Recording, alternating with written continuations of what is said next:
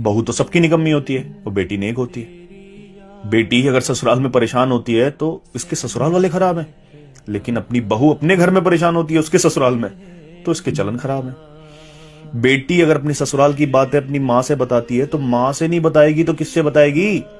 लेकिन जब बहू अपनी माँ से बात कर ले तो आजकल की माएं घर तुलवा देती है। बेटी मैके आए तो स्वागत करो कि इसका घर है, जब चाहे जब आ सकती है। लेकिन अगर बहू अपने घर जाना चाहे तो अपना घर है, इसे संभालो। अब अपनी बेटी को परवाह करने वाला पति मिल जाए तो हीरे जैसा दामाद मिला है।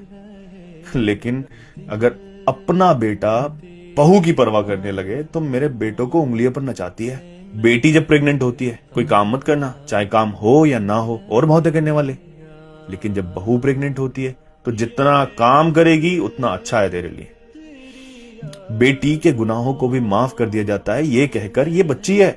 और बहू की एक गलती को भी सारे जमाने को पता चलना चाहिए कि इसके माँ बाप ने सिखाया क्या है। बेटी घर की रहमत होती है और बहू बोझ। हर माँ चाहती है कि उसकी बेटी ससुराल में जाकर खुश रहे, तो फिर कुछ माएं ये क्यों भूल जाती हैं कि जो बहू होती है वो भी किसी की बेटी होती है। और फिर बेटी तो बेटी होती है, वो चाहे अपनी हो या पराई।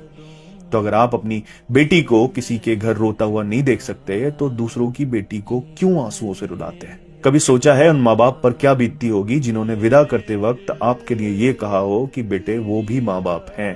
और जो लोग खुद को अच्छा कहते हैं लेकिन सिर्फ अपनी बेटी अपनी औलाद के लिए अच्छे होते हैं, दूसरों की बेटी के लिए दुश्मन बने रहते हैं, उनके आंसुओं की वजह बने रहते हैं, तो फिर वो किस बात के अच्छे होते हैं। क्योंकि जो अच्छा होता है वो तो सबके लिए अच्छा होता है।